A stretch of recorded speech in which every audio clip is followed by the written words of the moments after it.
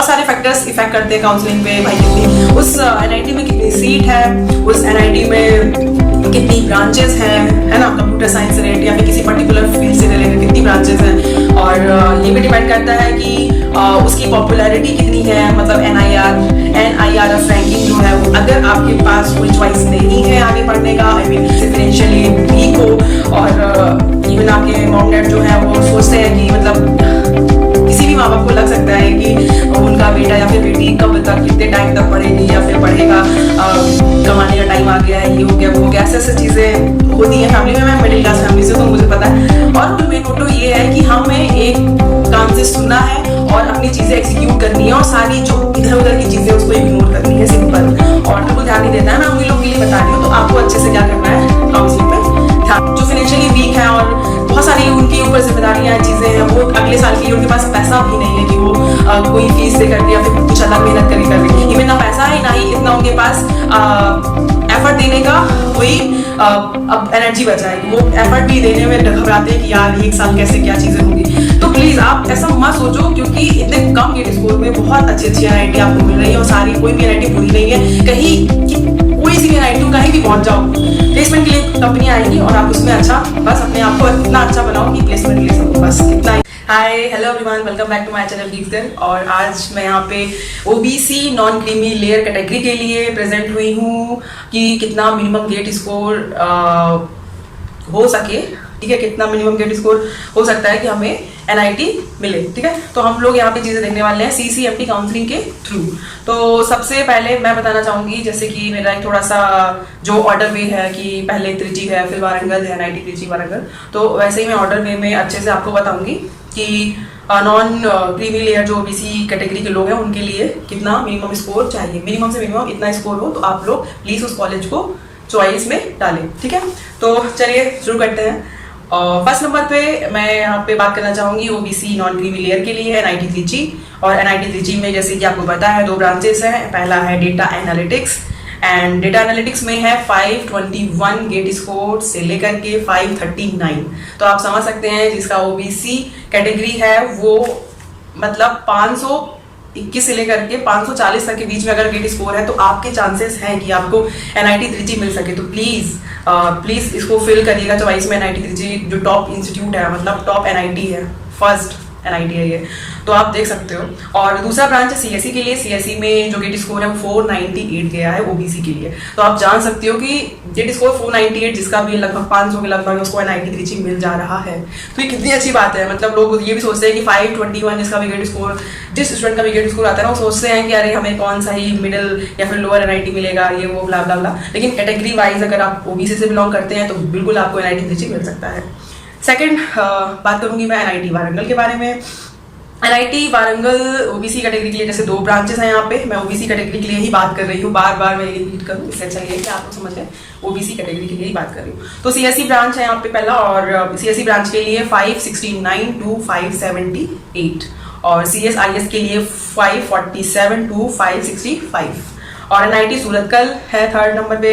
NIT Surathkal के 3 branches हैं। IT branch information technology इसको बोलते हैं, उसमें रेंजेस हैं 512 से लेकर के 526। एंड CSE ब्रांच है कंप्यूटर साइंस इंजीनियरिंग, जिसमें है 574 से लेकर के 578 तक। और CSE and IS information security CSE में ऐड हो गया, और इस ब्रांच के लिए क्या है 530 से लेकर के 539 तक। तो अब बात करते हैं NIT राउरकेला की। NIT राउरकेला में 3 ब्रांचेस हैं। जैसे पहला इंफॉर्मेशन सिक्योरिटी, उसमें है 438 गेट स्कोर से लेकर के 446 तक। तो आप समझ सकते हो कि जिसका भी 400 के अप्रॉक्स गेट स्कोर है वो कितने टॉप NITs उसको मिल रहा है for the open category, for the OBC category. और सेकंड जो राउरकेला में ब्रांच है वो है सॉफ्टवेयर इंजीनियरिंग, उसमें है 404 गेट स्कोर, 404 गेट स्कोर से लेकर के 429 तक। और CSE जो CS कंप्यूटर साइंस ब्रांच है उसमें है 504 से लेकर के 508। जैसा कि मैं आपको ये ब्रांचेस IS, SE, CS ये चीज़ें जो ब्रांचेस हैं प्लेसमेंट में, इस ब्रांचेस का कोई फर्क नहीं पड़ता, सिर्फ आपके सिलेबस और करिकुलम में ही फर्क पड़ता है। वो भी आपको डिफरेंट सब्जेक्ट पढ़ने पड़ते हैं और मार्क्स लाने होते हैं, डिग्री लेनी होती है, बस दैट्स बैचेस, लेकिन मेन जो चीज़ है वो प्लेसमेंट, उसमें कोई फर्क नहीं होता, कुछ भी फर्क नहीं होता, सभी लोग बैठते हैं। तो प्लीज़ अगर आपका गेट स्कोर है तो प्लीज़ आप किसी भी राउट के लिए, जैसे आपको पर्टिकुलर NIT जाना है तो आप प्लीज़ CSE रिलेटेड कोई भी ब्रांच हो आप ले लें। जितने कम गेट स्कोर आपका मिल रहा है वो ब्रांच आपको बिल्कुल आप ले लें, ताकि आप उस NIT में एंटर कर सके और अच्छा प्लेसमेंट पा सके, है ना। इसके बाद मैंने सारी चीज़ें लिख के इसलिए बता रही हूँ क्योंकि बहुत सारे लोगों को नहीं पता है, उनको नहीं देखना आता है, या फिर उनको इस चीज़ के बारे में नॉलेज नहीं है। और हमें ये भी पता है कि कुछ जिससे हम पूछते हैं इतना टाइम किसी के पास नहीं, कोई किसी को पता है। मैं यहाँ बता रही हूँ मेरे पास ऐसा नहीं कि टाइम फ्री है, लेकिन पता नहीं कि मुझे अच्छा लगता है, तो इसलिए मैं बता रही हूँ, चीज़ें ढूंढ के बता रही हूँ। मैं कुछ अलग से क्रिएट नहीं कर रही हूँ, जो चीज़ें इंटरनेट पे है वही चीज़ें मैं आपको बता रही हूँ बस।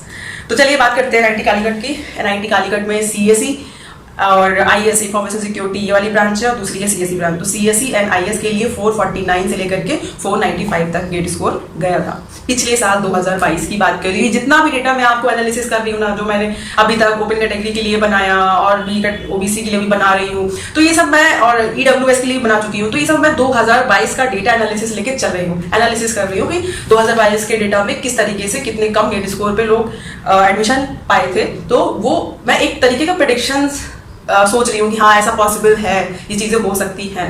तो ज़रूरी नहीं है, इस साल का सिनेरियो कुछ दूसरा हो सकता है, होप कि इससे लेस में और इससे और भी लेस में हो जाए, या फिर इससे थोड़ा सा ज़्यादा में हो जाए। तो कुछ भी, हमारा काम क्या है, कोशिश करना, वो हम कर रहे हैं, बाकी भगवान पे छोड़ दीजिए। तो NIT कालीकट की बात करते हैं, और उसमें CSE के लिए जैसे आपको पता ही चल गया है, CS IAS के लिए अब यहाँ पे सेकंड ब्रांच जो CSE है उसके लिए 508 से लेकर के 525 तक, और MN NIT इलाहाबाद के लिए 3 ब्रांचेस हैं, कंप्यूटर साइंस इंजीनियरिंग जिसमें artificial intelligence and data science वाले ब्रांच में क्या है 425 से लेकर के 455, और इंफॉर्मेशन सिक्योरिटी ब्रांच के लिए 420 से 437, और CSE ब्रांच के लिए 482 से 495 गेट स्कोर कर रहा है अभी तक, मतलब 2022 की बात है पर्टिकुलरली। उसके बाद हम NIT जयपुर की बात करें, NIT जयपुर में 2 ब्रांचेस हैं, CSE और CSI है, जिसमें CSE के लिए 415 से 420 तक गेट स्कोर गया है OBC के लिए, और CSIS में 400 भी नहीं 394 से लेकर के 411 तक गेट स्कोर गया है OBC के लिए। उसके बाद हम आते हैं VNIT नागपुर, और VNIT नागपुर में CSE ब्रांच के लिए 411 से लेकर के 425 गेट स्कोर गया था। उसके बाद हम आते हैं SVNIT सूरत।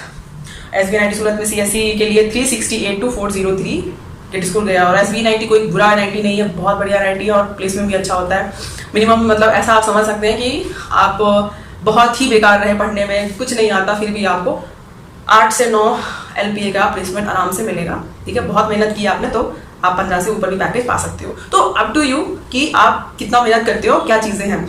अगर आप बिल्कुल अभी मेहनत नहीं करो, निठल्ले हो, आपको कुछ भी नहीं आता, आपको जीरो से चीज़ें शुरू करनी है, तो भी कोई टेंशन वाली बात नहीं है, क्योंकि सभी ने ये किया है। आप जो भी अभी तक, अगर आप किसी का भी जो NIT से MTech किया हो CSE ब्रांच से, किसी को इतना नहीं आता, किसी को इतनी प्रोग्रामिंग ये सब चीज़ें नहीं आती थी, उन्हीं 2 सालों में उन्होंने इंटरव्यू दे के, लोगों से सीख के, अपने मतलब क्लासमेट से सीख के, इधर उधर से डिस्कशन करके, कोडिंग करके, मतलब पूरे दिन हम लोग कोडिंग करते थे, चीज़ें सीखते थे। जैसे एग्जाम में हम लोग पूरे दिन पढ़ते, वैसे हम लोग क्या करते थे, कोडिंग के लिए पूरा टाइम हर एक दिन बैठते थे, देखते थे, कोई क्वेश्चन सॉल्व नहीं हो रहा है, पूरा दिन उस पर सॉल्व करने पर लगाते थे, डिस्कस करते थे। तो इससे चीज़ें क्या होती है कि हम धीरे धीरे चीज़ें सीख जाते हो, जब हम सीखते हैं ना, और हमें चीज़ें थोड़ी बहुत आने लगती है, तो हमें इतना कॉन्फिडेंस हो जाता है कि हमें ये लगता है कि चलो कोई नहीं, ये नहीं हुआ तो दूसरी कंपनी आएगी, उसमें प्लेसमेंट हो जाएगा। तो ये सारी चीज़ें हैं, लेकिन सब यहाँ तक पहुँचने के लिए आपको क्या करना पड़ेगा, काउंसलिंग करानी पड़ेगी, और कोई ना कोई NIT लेना पड़ेगा। और वहाँ पे कोई भी NIT में ऐसा नहीं होता कि कंपनी नहीं आती, सब में सेम कंपनी आती है, बस थोड़ा सा पैकेज का डिफर हो सकता है,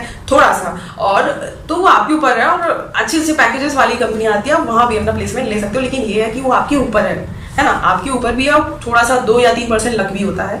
तो चलिए ठीक है, अब उतना हो गया, देखते हैं। उसके बाद हम बात करते हैं NIT जमशेदपुर की। NIT जमशेदपुर में भी बहुत सही चीज़ें हैं। मतलब मुझे लगता है कि मैं एक इंटरव्यू सेशन रखूंगी जिसमें NIT Jamshedpur, NIT Trichy, NIT Warangal, ऐसे अपने जो मेरे क्लासमेट तो नहीं, मतलब जो मेरे फ्रेंड्स हैं, तो वो सब यहाँ से पढ़े हुए हैं। मैं उनका थोड़ा सा वीडियो आपको जरूर शेयर करूंगी इंटरव्यू टाइप का, जिससे आपको थोड़ा उस कॉलेज के बारे में, एनवायरमेंट के बारे में पता चले।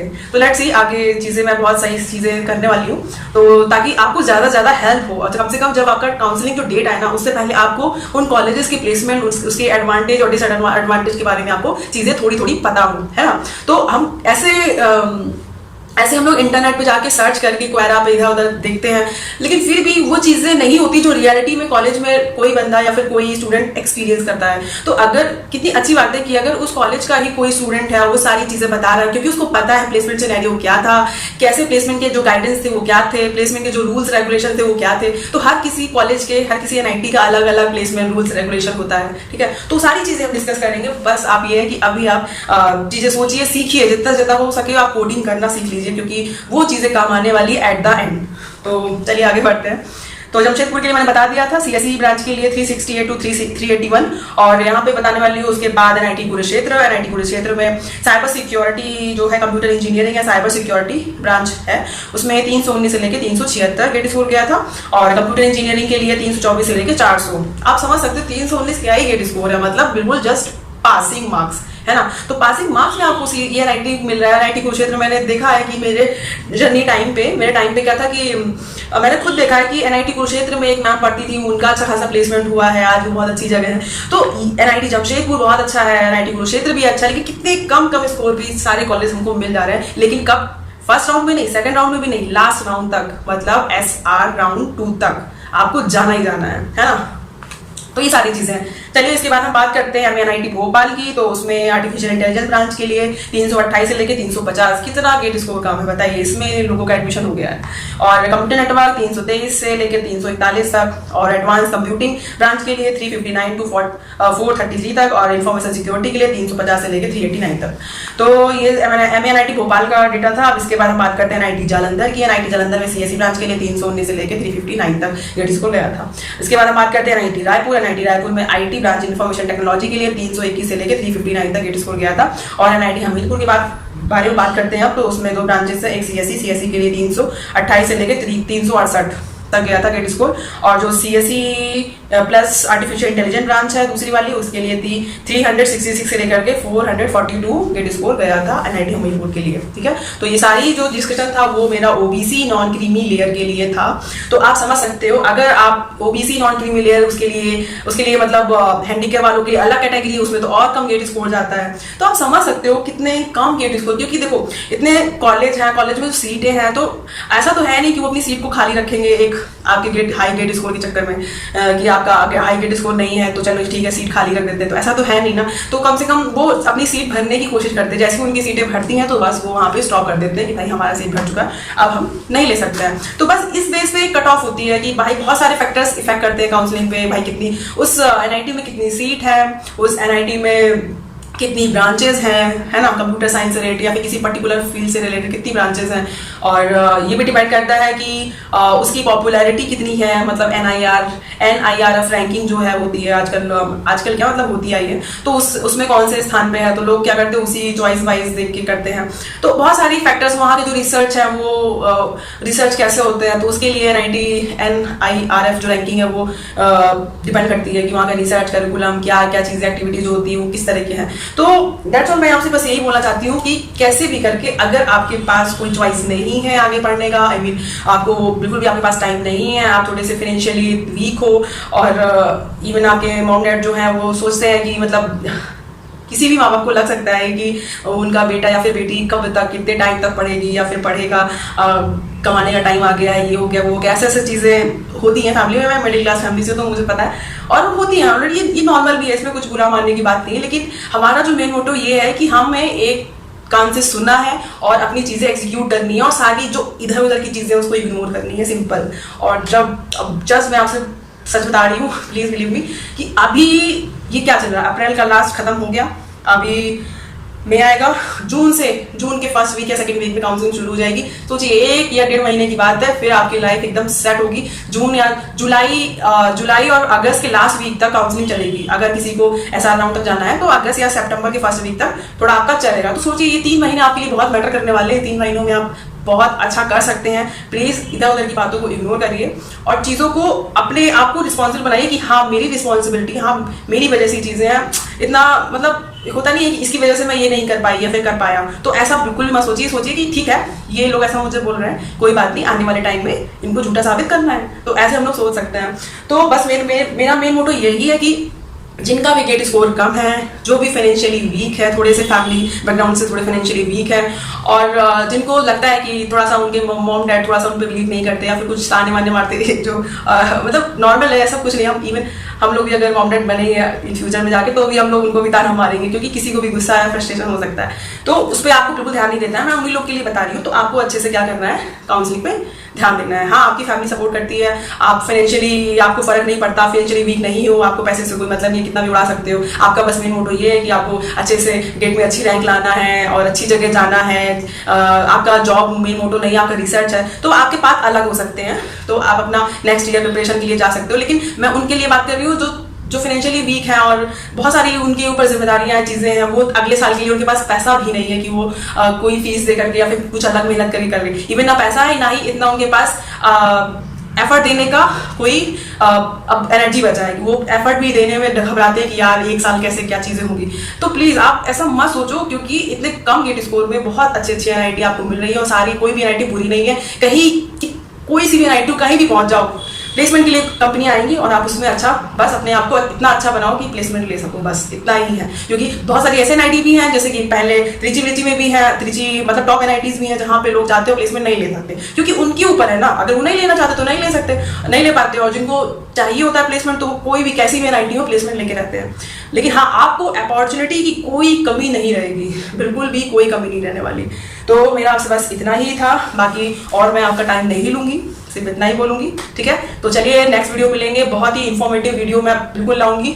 और प्लीज आप मुझे कमेंट सेक्शन में जरूर बोलो, क्योंकि मैं मतलब मुझे समझ नहीं आता कि मैं किस टॉपिक पे क्या चीजें, क्या आपका क्वेरी को सॉल्व करूं, कैसे करूं। तो कम से कम अगर आप जितने से जितने ज्यादा आप कमेंट सेक्शन में चीजें पूछोगे तो उतने से उतने ज्यादा मुझे लगेगा कि हाँ ये टॉपिक भी है, इसलिए भी मुझे डिस्कस करना चाहिए, तो वो भी मैं कर सकती हूँ, ठीक है। तो प्लीज कमेंट करिएगा और लाइक करिएगा, और प्लीज अपने फ्रेंड्स, जो भी आपके फ्रेंड्स हैं जो बहुत जिनको जरूरत है, तो प्लीज आप उनकी हेल्प करिए, क्योंकि अगर आप उनकी हेल्प करेंगे तो इन फ्यूचर कहीं ना कहीं से भगवान आपको ब्लेसिंग देंगे और आपके साथ चीजें बहुत पॉजिटिव और अच्छी होंगी, ठीक है। तो ये चीजें कहीं ना कहीं हमें रिटर्न में मिलती है अगर हम किसी की हेल्प करते हैं। तो चलिए चलती हूँ मैं, नेक्स्ट वीडियो मिलूंगी, तब तक के लिए बाय बाय, स्टे हेल्थी।